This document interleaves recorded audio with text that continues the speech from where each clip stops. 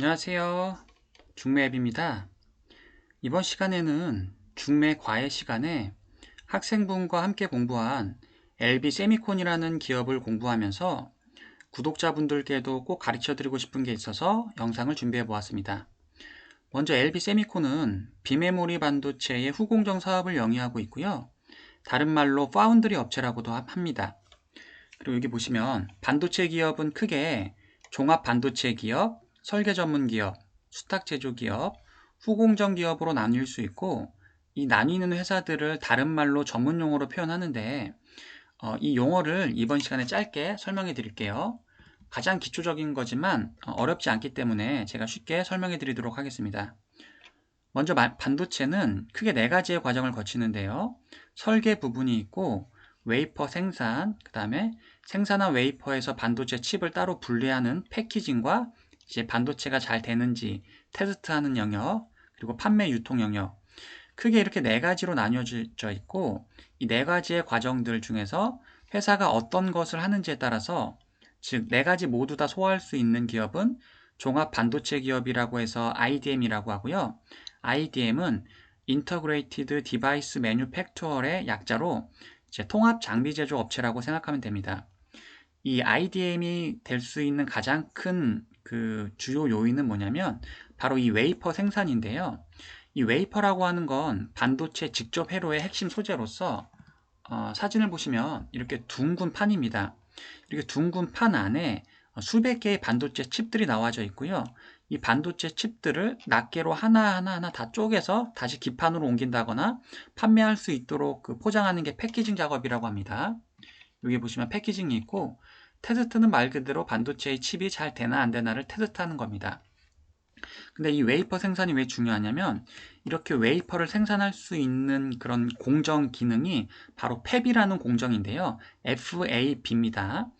이제 Fabrication Facility라고 해서 이 팹의 공정을 설치하기 위해서, 쉽게 말하면 이 팹 공장을 만들기 위해서는 이제 수조 원의 자본금이 필요합니다. 그렇기 때문에 여러분들이 잘 알고 있는 이 파운드리 기업, 웨이퍼 생산과 패키징 테스트가 가능한 이 파운드리 기업은 보통 대기업들이 수조 원의 팹 공장을 만들 수 있는 자본금이 있는 대기업들만 가능하고요. 마찬가지로 종합 반도체 기업도 당연히 수조 원의 자본금으로 팹 공정을 만들 수 있는 그런 대기업들이 가능한 겁니다. 그럼 여기서 이제 팹 리스는 뭐냐면 방금 말씀드린 웨이퍼를 생산할 수 있는 공정인 팹이 LESS 없다는 겁니다. 그러니까 회사가 수조 원의 자본금이 없어서 팹 공정을 만들 수 없기 때문에 웨이퍼 생산과 패키징 테스트는 하지 않더라도 이 반도체를 설계하고 판매 유통하는 게 팹 리스입니다. 이렇게 됐을 때 파운드리는 다른 업체에 맡기고 자기네들이 반도체를 설계하고 판매 유통함으로써 판매됐을 때 그 메이커는 이 팹리스 회사가 자기네들의 브랜드로 판매 유통을 할 수 있는 겁니다. 그리고 이 칩리스는 다른 말로 IP 기업이라고도 하는데요. 팹리스 안에 있는 좀 더 전문적인 설계 기업이라고 할 수 있고, 이 IP는 뭐냐면 Intellectual Property라고 해서 지적 재산권 기업이라고도 합니다. 그 말은 무엇이냐면 반도체 설계 중에서 셀라이러리라고 하는 특정 설계 블록을 담당하고 있는데요. 이 특정 설계 블록을 팹리스라던가 파운드리 회사에 공급해 주시면서 그런 지적 재산권, 라이센스나 로열티를 받는 회사입니다. 그렇기 때문에 이 팹리스는 자기네들의 브랜드로 설계하고 생산만 외주를 맡긴 다음에 판매는 자기네들의 브랜드로 하는 회사지만, 이 칩리스는 IP 기업은 지적 재산권만 팹리스나 파운드리로 판매하면서 자신네들의 브랜드가 없기 때문에 판매 유통은 하지 않는다는 점이 차이점입니다.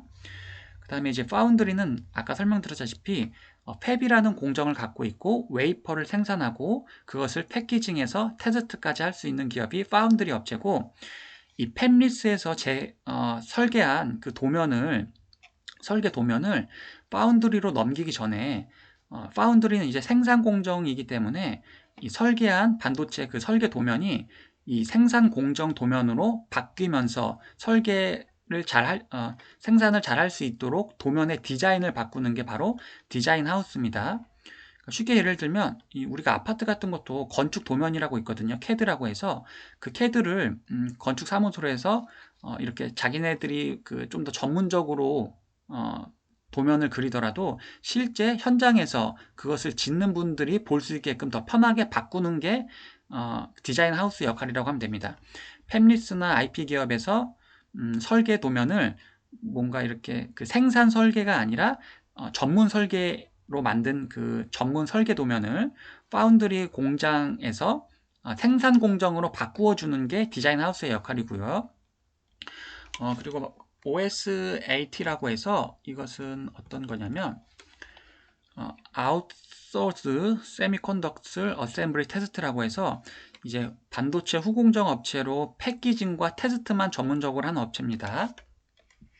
이 패키징 과정을 더 자세히 설명드리자면 여기 웨이퍼에 있는 수백 개의 칩들을 하나하나 잘라내서 이제 기판이나 전자기기에 장착하고 그리고 이제 반도체가 조그마한 충격에도 파손될 수 있기 때문에 이제 포장까지 하는 작업을 패키징이라고 합니다.